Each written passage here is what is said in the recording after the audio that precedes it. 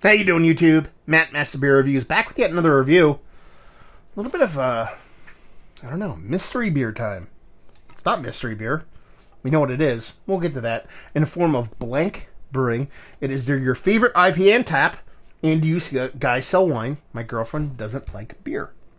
Blank Brewing. It's literally underscore a bunch of times, underlined brewing. I've never heard of these guys before.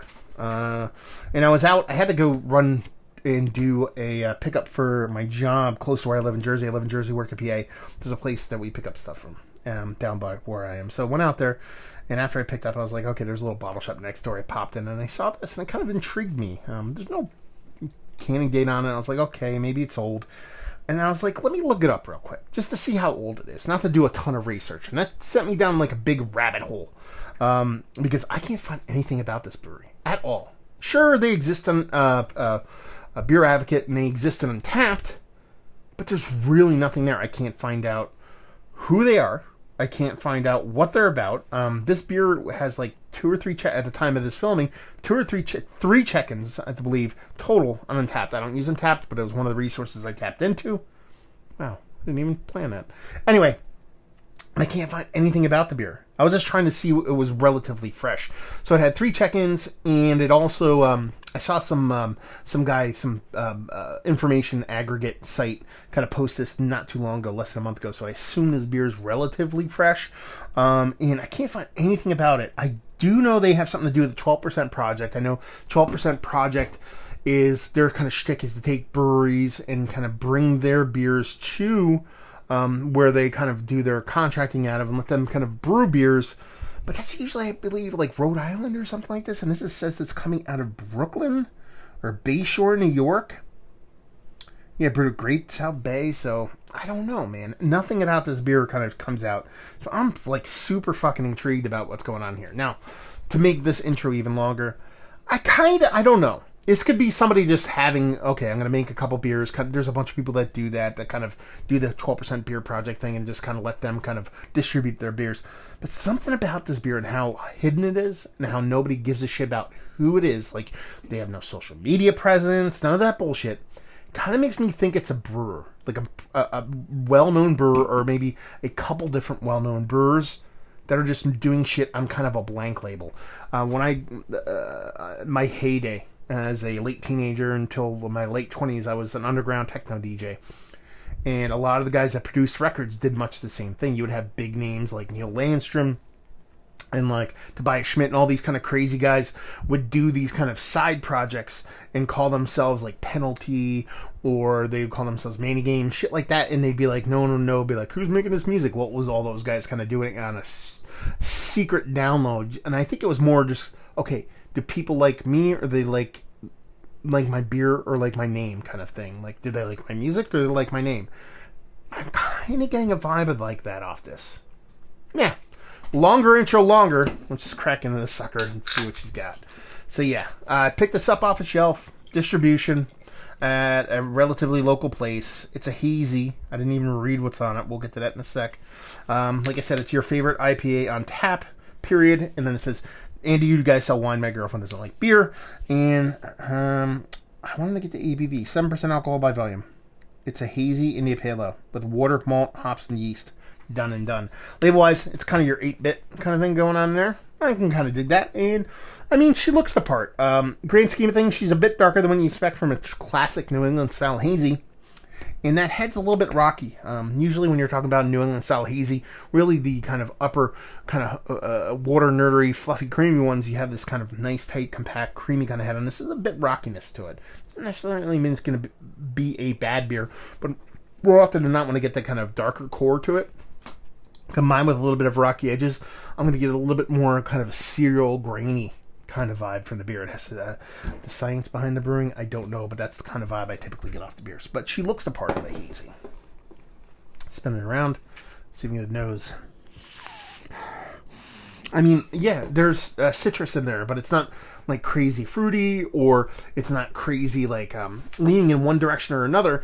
It's just generic kind of citrus. It doesn't smell like OJ, doesn't smell like real oranges, just kind of a generic citrus. There's definitely a green kind of bittering component. It's not huge, but it's definitely in there. get a little bit bigger each whiff I take. There's a nice sweetness to it, but it smells like there's going to be a bittering component involved. Definitely citrus leaning, but not too crazy in either direction as far as, like, is it really fake, like Orangina, or like Sunny D, or is it like legit kind of orange juice kind of floating in the middle? Almost maybe like a little bit of like an orange hard candy vibe to it, if you will. So let's just dive in. Cheers.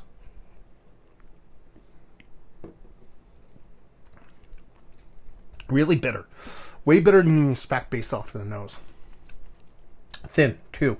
Has a thinness to it. It's nothing too dense, nothing too creamy. Relative thinness to it. So you get this big bittering component that is equal parts like kind of orange pithiness combined with a green, not overly danky kind of greenness to it. Comes off a little bit thin.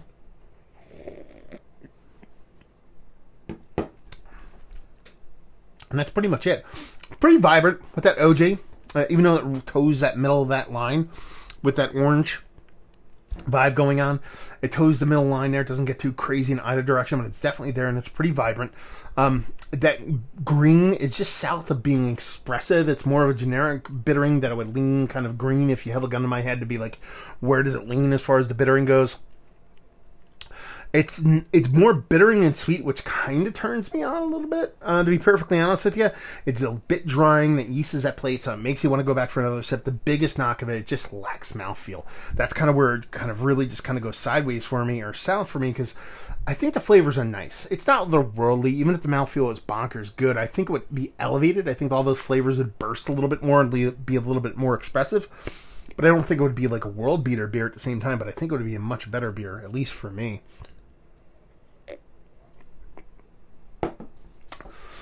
Yeah, it's fine. There's a little bit of soft, kind of dry, ashy component the more I drink about it.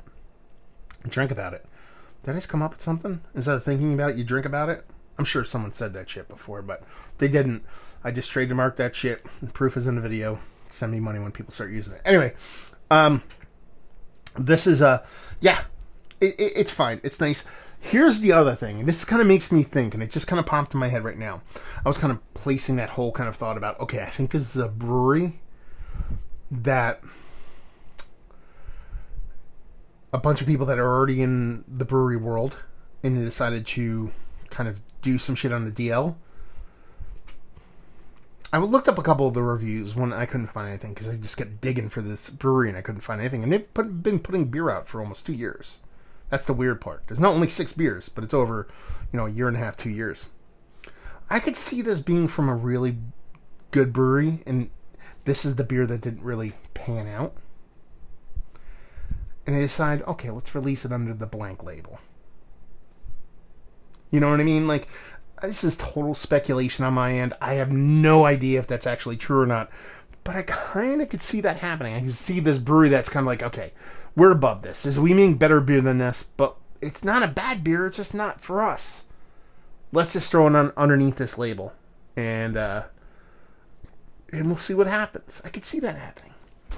That's kind of the vibe of the beer. It's not bad. It's fine. Mouthfeel's off.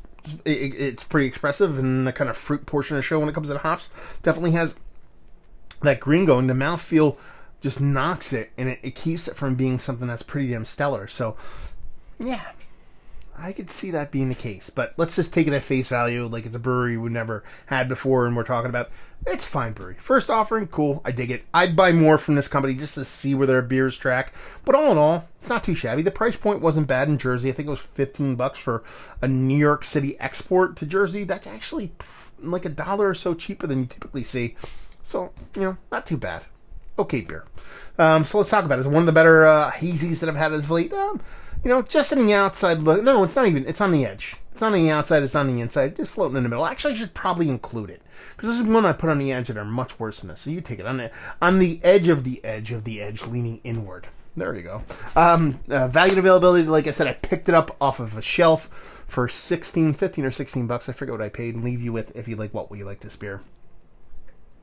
If you like hazies and you like them to drink a little bit easier, to be a little bit thinner, nothing too dense is going to do you.